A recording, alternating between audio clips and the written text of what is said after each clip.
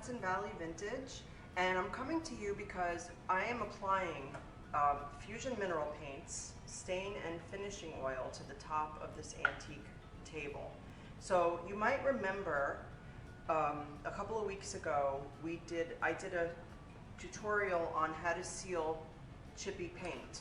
And let me just show you this table so you know what I'm talking about. So we got this really gorgeous chippy old table out of a barn, and we absolutely loved it the way it was. So we sealed it with a polyurethane.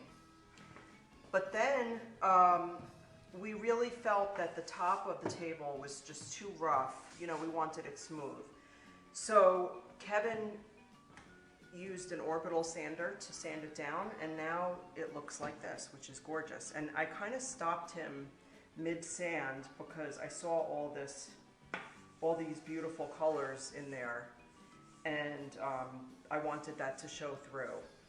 So what I'm going to do is I've already applied one coat, and I'm going to apply the second coat with you guys to show you how to do it, of Fusion's stain and finishing oil in white. So it's called a stain and finishing oil because it's a stain and it has a built-in top coat, which if you've ever stained before, you know that you have to seal it as a second step, but this one has that built in. So I have my can, and it looks very small. It's very, very deceiving because even though it's tiny, it's about a cup, it will cover a pretty large surface area. It covers 150 to 300 square feet, this tiny little container. So I have that. I like to use a sponge brush, and I'm using a small one. This is a 1-inch sponge brush. Depending on the size of my project is how big a brush I'll use, so I'm using a small one. This is a pretty small table. It's probably about 2 feet by 18 inches. I have something to stir my stain. I'm just using a popsicle stick, and I have to open my can. So I have a paint can opener. And once I apply this, I'm going to show you all the colors that this comes in. So I'm going to just mix up my stain.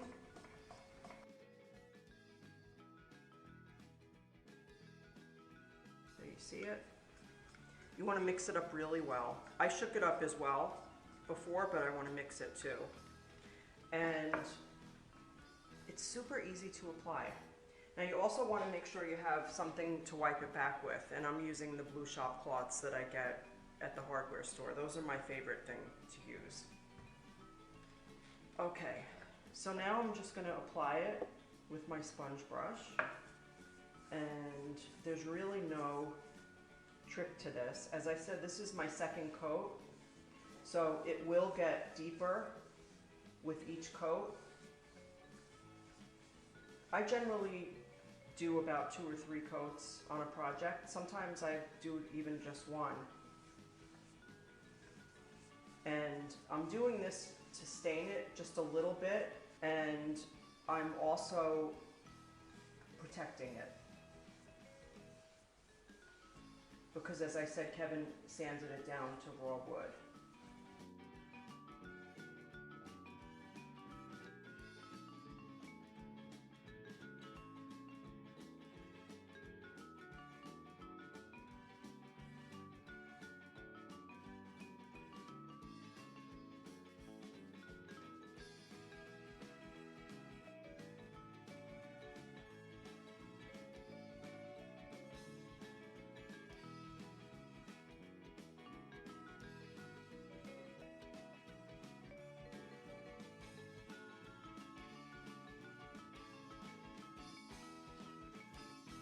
So what you're probably saying, well, what's the benefit of using this product? The biggest benefit is that it's a stain and finishing oil in one. What that means is it has a top coat built in. This is actually made for flooring, if you can believe it. So it is super durable. All right, there we go. So I've got my coat of stain on. I'm going to put my can to the side, and I'm going to show you while it sits. I let it normally sit for about 10 minutes. So I'm going to show you the other shades. So this one is called Driftwood, and you'll notice that the board looks different. So this is one coat of Driftwood, and this is two. So they actually show you here the difference. This one is white, so this is what we're using. One coat and two. Ebony, so this is one coat, two coats. So the nice thing about this is the darker you want it, the more coats you want to apply. Cappuccino, one coat, two coats. Golden Pine, one coat, two coats. I think you guys get the idea. And then the last one is Natural. I like to use the Natural as a top coat on darker colors, medium or darker colors. I would not use it on a white because it could yellow, it probably will. But for a medium to dark color, you can use the Natural as a top coat, and it's great for top of a kitchen table, kitchen cabinets, anything that you want extra durability with, because as I said, this stuff is made for flooring, so it is very, very durable. And there's all different ways to play with it. As I said, you can use it over paint. There's lots of different techniques that you can do. You can even use it sort of like a glaze. Just let it sit into the details and wipe back as much as you want. And that brings us to the next step, which is wiping back the paint. So I like to use these blue shop cloths. They're lint-free, which you need a lint-free cloth. And so what I like to do is I fold it in half, and then I fold it again, and then I fold it again. The reason being, using it like this gives me a little bit of control, rather than just like taking it like any old way and just going like that. So you don't want to leave marks, so I like to fold it up a little bit. Okay, so now I'm going to start at one end, sort of like off my table, and I'm just going to wipe with the grain. Can you see that? Isn't that gorgeous? And I'm just going to keep going the whole way through.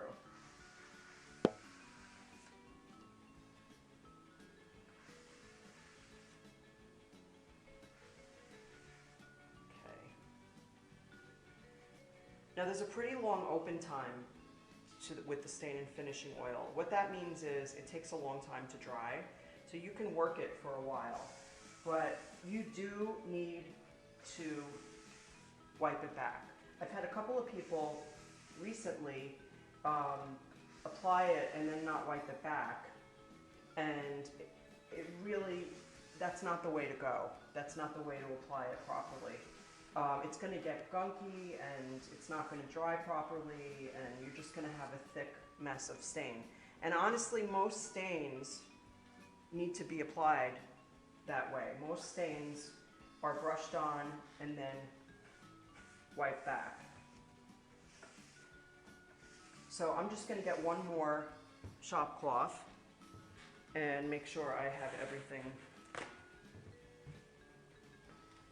off that I want. Now, I chose the white, as I said. I mean, this is a white table, so I chose the white because of that. But I chose the white also because I wanted to still see all these colors underneath. And I'm going to show you in a minute how good this looks. It looks so good. And again, I'm wiping with the grain. And that's it. That's all there is to it. I'm literally done. So let me show you what it looks like now. So you're probably seeing some blue and a little pink or red and green. Now, this was probably painted over and over and over and over, and this is just, you know, leftover of the different colors. And I thought that it made such a cool tabletop for this great little antique table, which we got out of a barn. And I think the two coats looks great.